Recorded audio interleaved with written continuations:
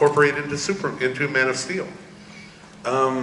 Well, when it came to me creating this character for me personally, and with the groundwork and framework that my friend David here had laid down, I wanted to avoid watching previous live action stuff, purely because that was, in my opinion, someone else's interpretation of the character in the comic books.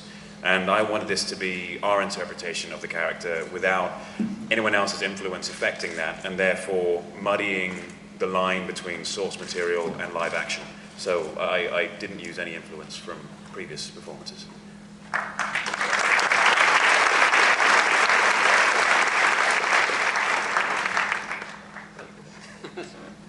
Also from Facebook, for everyone on the panel, if you could have one of Superman's powers, what would it be and why?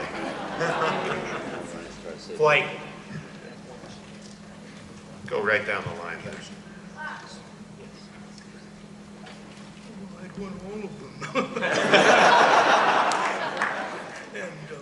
But I've often said, not one of his powers, but one of the maxims: truth, justice, and the American way.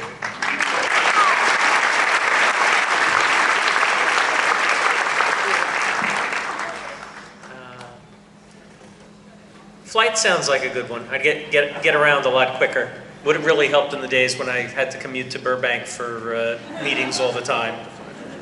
X-ray vision.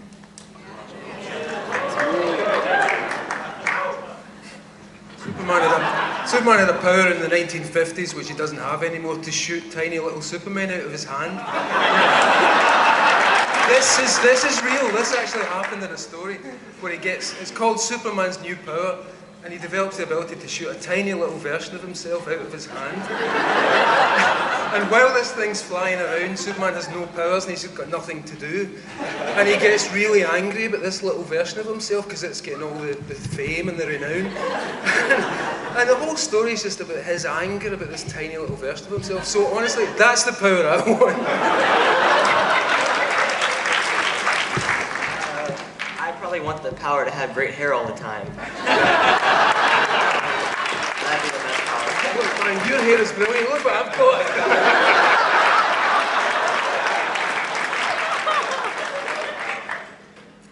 I'm not quite sure. I guess I work in comics, so I'm always facing deadlines like Paul as well. I guess spinning around the world super fast and turning back time, that would probably be a pretty good one. Like a killing in the stock market. So. Do we know what Superman is like in bed? I don't personally. Larry Niven wrote an essay called "Man of Steel, Woman of Kleenex." The bottom line is gentle. I remember as a kid they used to have these ads in the back of comics that you could get these glasses that had X-ray vision. So I always thought about that, but I think it would have to be Flight. That's the coolest. I have to pick one that hasn't been taken yet. He supposedly has super intelligence, like he can learn a language in 5 minutes. I always kind of liked freeze breath. Not one we've seen much of in the films. Probably, I was like, oh, what do I choose?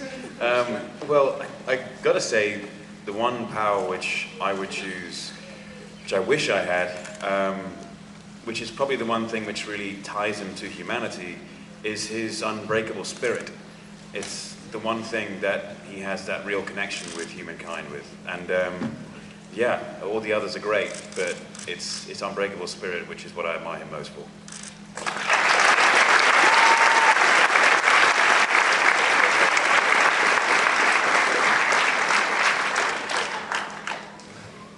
From Twitter, Henry. Oh, joy. Yeah.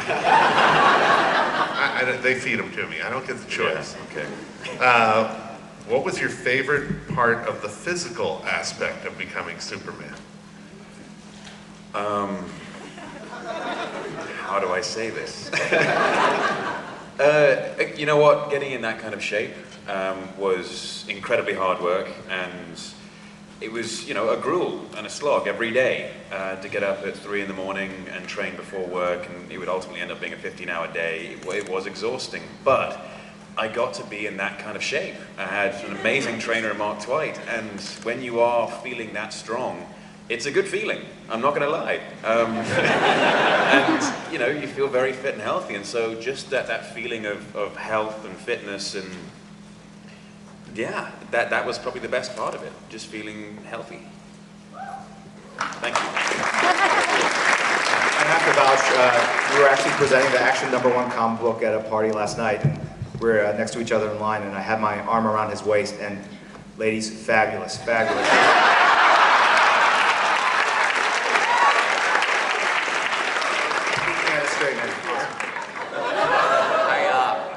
I'll tell a funny anecdote. I brought my sons on the set when we were filming. I don't know if you remember this, but I timed it so that Henry would be in the costume when my kids were on the set, and I'd been saying, you know, yeah, I work with Superman. They're sort of, no, you don't.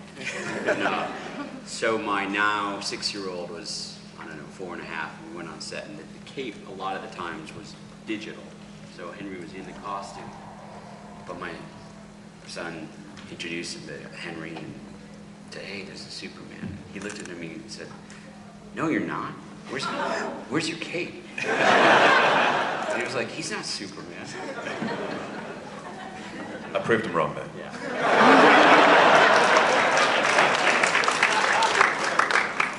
Hey, you comics artists and writers, do you have a favorite moment during the evolution of Superman over these many years? And do you see where we might be going next? Wow. Just, there's so much. It's so hard to pick a moment. For me, I think it's where I come in.